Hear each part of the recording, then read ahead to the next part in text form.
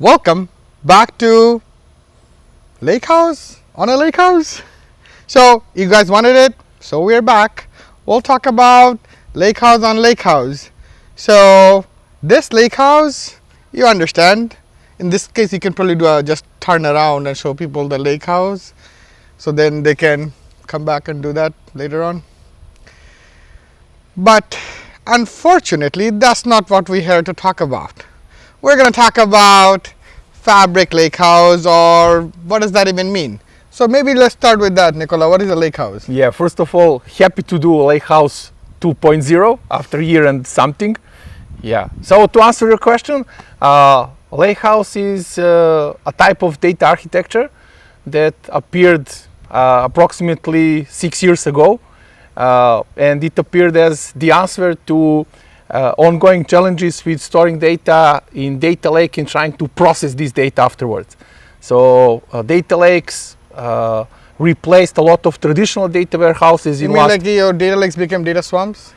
Kind of, yeah. I like that. Yeah. So yeah, you can think about data swamps, and essentially the idea is that data lakes, which replaced data warehouses that we know from the past, were great for storing the data, but in most cases they were a real headache when you need to process the data from data lake, because your regular business analyst, you can't ask them write a couple of hundreds of lines of Python code to get your data outside of data lake.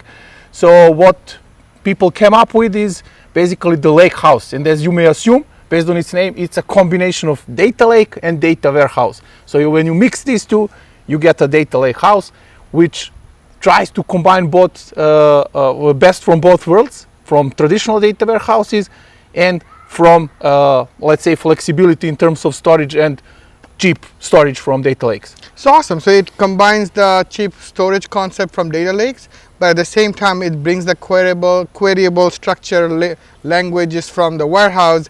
Hence the lake with the warehouse, we have a lakehouse. Exactly. So you and I have already picked the poison. We are in fabric at this point.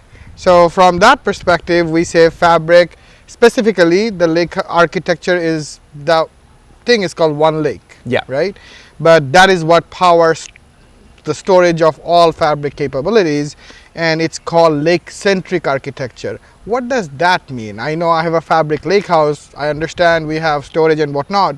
How is the warehouse also in the lake-centric architecture? Yeah, that sounds a little bit weird, or let's say counterintuitive, but you can think of a warehouse in fabric also as a lake-centric architecture. Why? Because the reason is simple. It doesn't matter if you store the data in a lakehouse or warehouse in fabric, it ends up in one lake, which is basically a data lake. So that's why we are talking about all the experiences in Microsoft Fabric as lake-centric experiences. All right. So with that, that gives you an idea what a lakehouse is and why it is important that Microsoft brought the OneLake to be the OneDrive for your data. Whether you have structured or unstructured, it gives you the queryable capabilities while the cheap storage on the other side. But to be able to do that, it requires a very secret sauce. It's Delta Parquet. So stay tuned for the next one where we cover Delta Parquet on Lakehouse Series 2.0. Yeah, stay tuned. All right, that's your second video that I did not plan for now. It makes sense. Like if we're going to go down that road, yeah, we can break it down. Yeah.